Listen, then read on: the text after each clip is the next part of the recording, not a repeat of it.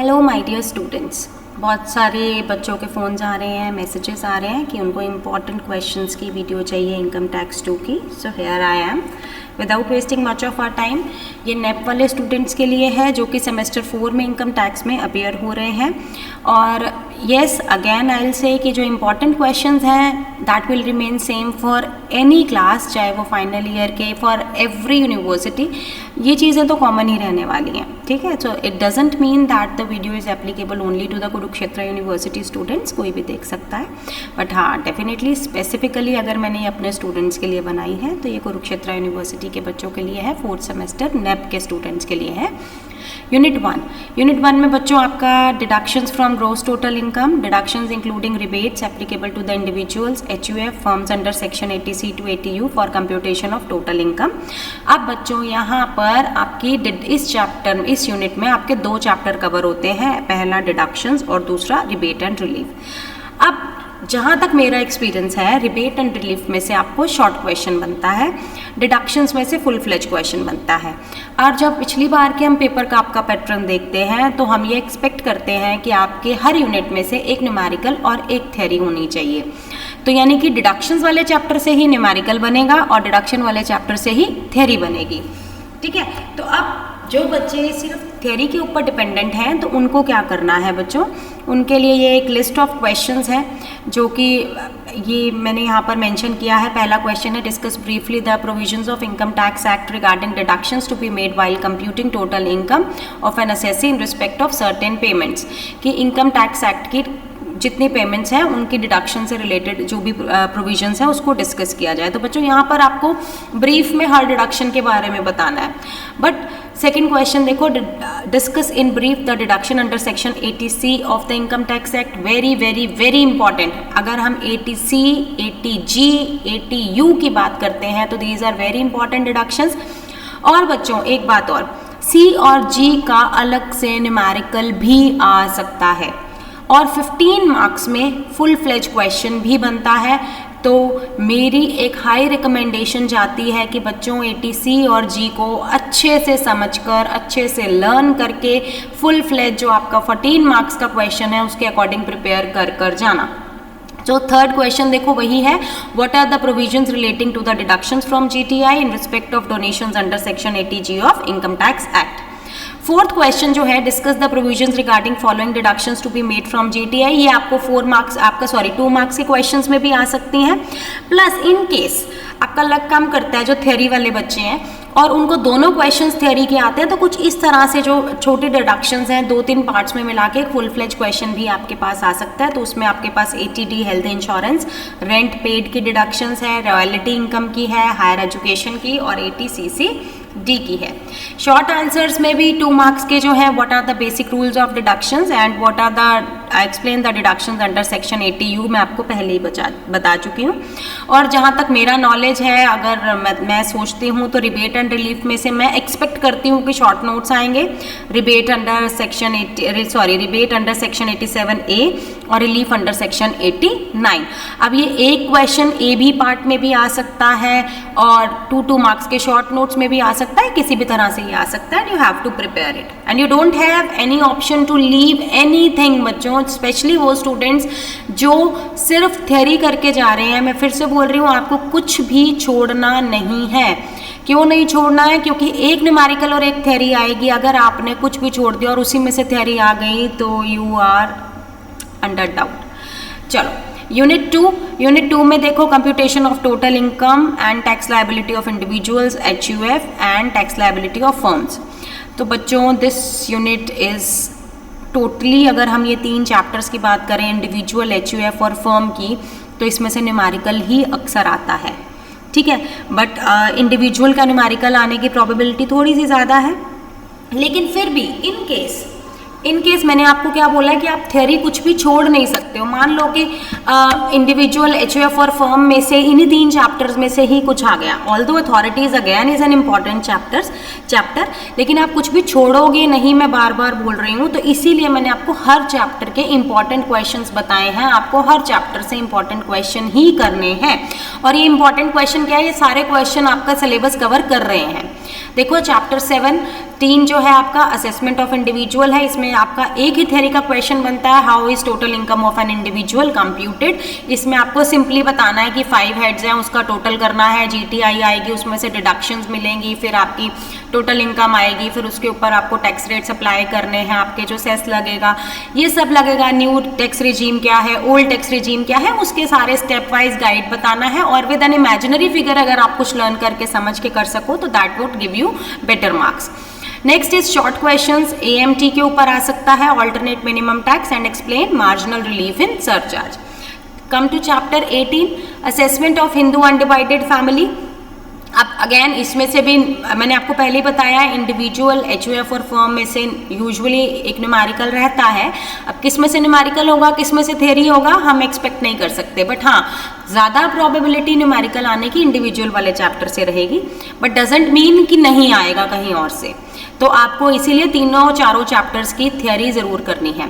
तो HUF का first क्या क्वेश्चन बनता है, how would you calculate the total income of HUF and mention the rate of tax for the HUF, same question है।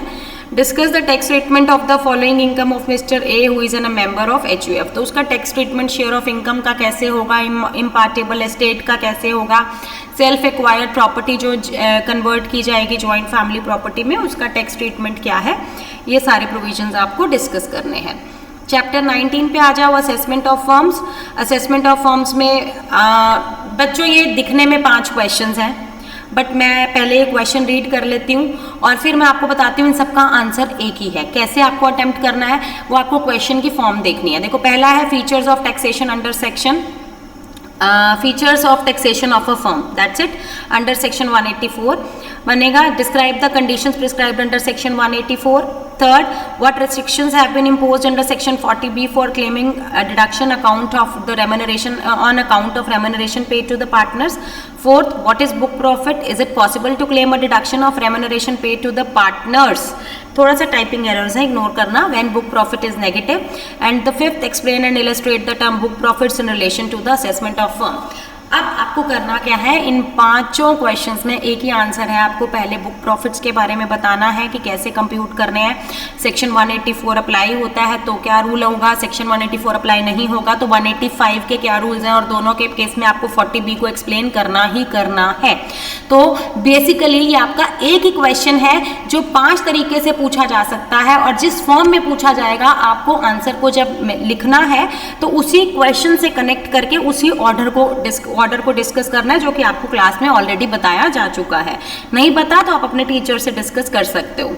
Chapter 20 है income tax authorities. Income tax authorities में powers and duties के ऊपर question बनता है, और सबसे ज़्यादा अगर मैं बात करूं कि जो क्वेश्चन आता है वो CBDT का आता है या डायरेक्टर जनरल कमिश्नर का आता है, बट स्टिल रिस्क कवर करने के लिए हमने चारों पॉइंट्स यहाँ पर लिखे हैं कि असेसिंग ऑफिसर की पावर्स एंड ड्यूटीज़ करनी है, कमिश्नर की करनी है, director general of income tax and CBDT। But हमारी high recommendation goes to CBDT। Central direct taxes नहीं है बच्चों 4th क्वेश्चन में, this is central board of direct taxes, typing error है, ठीक है। तो CBDT director general income tax को ज़्यादा अच्छे से करना है। कमिश्नर अपील की पावर्स भी हैं। अब आ जाओ यूनिट 3 पे। यूनिट 3 में आपके पास है filing of returns, advance payment of tax, recovery and refund of tax और deduction of tax at source, यानी कि आपके 4 चैप्टर्स हैं। अब बच्चों जो बच्चे ये वाली बुक फॉलो कर रहे हैं, वीके पब्लिकेशन वाली जो मैंने क्लास में लगाई है, 21st चैप्टर में देखो return of income and assessment provision given है। तो बच्चों जो रिटर्न ऑफ इनकम वाला इसका पार्ट है, जो इसका रिटर्न ऑफ इनकम वाला पार्ट है ना बच्चों, ये आपको यूनिट 3 में है। जो इसके असेसमेंट प्रोसीजर वाला पार्ट है ये यूनिट 4 में है। तो ये आपको ध्यान रखना है, ये चैप्टर करने से आपको अगर आप ये अकेला चैप्टर करते हो तो आई एम श्योर कि आपको दोनों यूनिट में से एक थ्योरी का क्वेश्चन मिलेगा, और ये चैप्टर इतना इंपॉर्टेंट है आपको इसका एक छोटा सा टॉपिक भी नहीं छोड़ना है, ठीक है। तो let's come to the questions. Chapter 21 मैंने आपको पहले बोला आपको कुछ भी नहीं छोड़ना, अगर मुझसे भी कुछ मिस हो गया है तो आपने उसको ऐड कर लेना है, क्लियर। अब देखो चैप्टर 21 क्या है, return of income and assessment procedure में शॉर्ट नोट्स हैं। Compulsory return of income, defective return of income, E filing of income tax return के ऊपर फुल फ्लेज क्वेश्चन भी आया हुआ है। Mandatory return of income, updated return के ऊपर भी फुल फ्लेज क्वेश्चन आया हुआ है, सेल्फ असेसमेंट, समरी असेसमेंट, ये सब यूनिट 4 के पार्ट में आएंगे। अब क्योंकि चैप्टर वाइज मैंने स्कीम दे रखी है इसीलिए मैंने यहाँ पर बता दिया है कि ये सारा इंपॉर्टेंट क्वेश्चन है, आप यूनिट 4 में भी कवर करोगे। Clear? Next, write a short note on permanent account number. What do we mean by filing of income tax return, explain the various modes of, explain the, ये क्या हो रहा है स्क्रीन के साथ, explain the various modes and various forms available for filing return, describe various types of, let me check,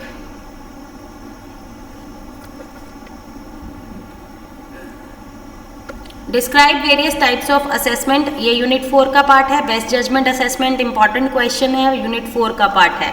short questions में belated return, revised return, mandatory return, ये मैं पहले ही बता चुकी हूँ, scrutiny return and voluntary return of income.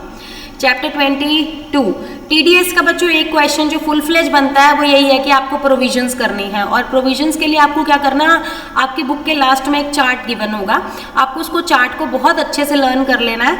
और उसमें क्या है कि अगर कोई एक पार्ट भी उसमें से आपको 2 मार्क्स में आता है तो आप वो कवर अप उसको अटेम्प्ट कर पाएंगे। क्लियर? उसके अलावा ये जो शॉर्ट नोट्स है ये यूजुअली 2 मार्क्स के अकॉर्डिंग मैंने दिया है। Due dates of furnishing TDS return, difference between PAN and TAN, difference between TDS and TCS, and responsibility and liability of a tax deductor. Come to chapter number 23, important question, और दोनों questions सिर्फ different form में है, answer दोनों का same है कि what do you mean by advance payment of tax, discuss the provisions of income tax relating to the payment of advance tax, what is pay as you earn scheme. दोनों में मैंने आपको class में बताया है कि पहले आपको बताना है कि हु इज एलिजिबल, किसको कौन एलिजिबल है एडवांस पेमेंट के लिए, क्या रूल्स हैं, क्या डेट्स हैं, और कैसे कैसे क्या इसके लेट पेमेंट और क्या इसके रिफंड प्रोसीजर्स, वो सारी डिटेल्स आपको लिखनी है। मैंने क्लास में डिस्कस किया हुआ है, ड्यूरिंग टेस्ट भी मैंने आपको बताया हुआ है। Recovery and refund of tax के ऊपर what are the different modes of recovery of tax. Yes बच्चों, इसके ऊपर 8 to 10 मार्क्स में क्वेश्चन ए बी पार्ट में आ सकता है। शॉर्ट नोट्स हैं, assessee in default, waiver of interest, ये ए बी पार्ट में करके फुल फ्लेज क्वेश्चन भी बन सकता है और 2 मार्क्स में भी आ सकते हैं। ठीक है? और रिफंड के सिचुएशंस हैं कि रिफंड की क्या लिमिटेशंस, क्या क्या सर्कमस्टांसेस हैं जब रिफंड अराइज होगा, और क्या क्या प्रोसीजर है फॉर क्लेमिंग रिफंड।